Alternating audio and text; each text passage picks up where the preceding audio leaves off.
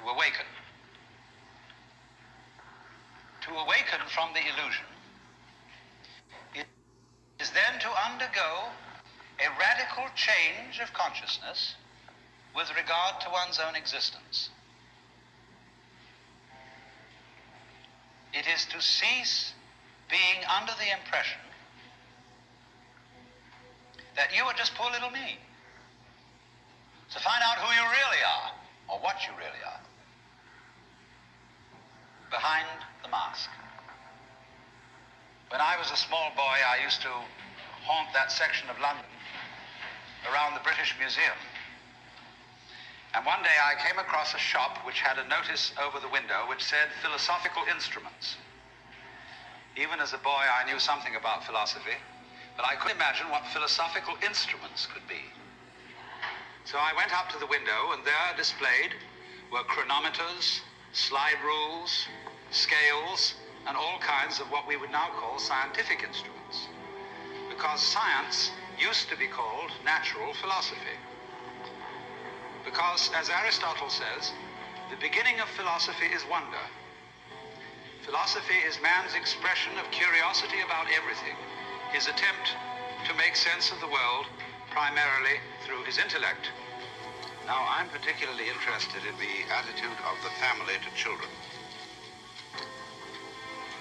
because we have an absolutely extraordinary attitude in our culture and in various other cultures, high civilizations, to the new member of human society. Instead of saying frankly to children, "How do you do? Welcome to the human race," we are playing a game, and we are playing by the following rules. We want to tell you what the rules are so that you'll know your way around, and when you've understood what rules we're playing by, when you get older, you may be able to invent better ones. But instead of that, we still retain an attitude to the child that he is on probation. He's not really a human being. He's a candidate for humanity. And in just this way, we have a whole system of preparation of the child for life, which always is preparation and never actually gets there. In other words, we have a system of schooling which starts with grades. And we get this little creature into the thing with a kind of, "Come on, kitty, kitty, kitty," and we get it always preparing for something that's going to happen. So you go into nursery school as preparation for kindergarten. You go into kindergarten as preparation for first grade.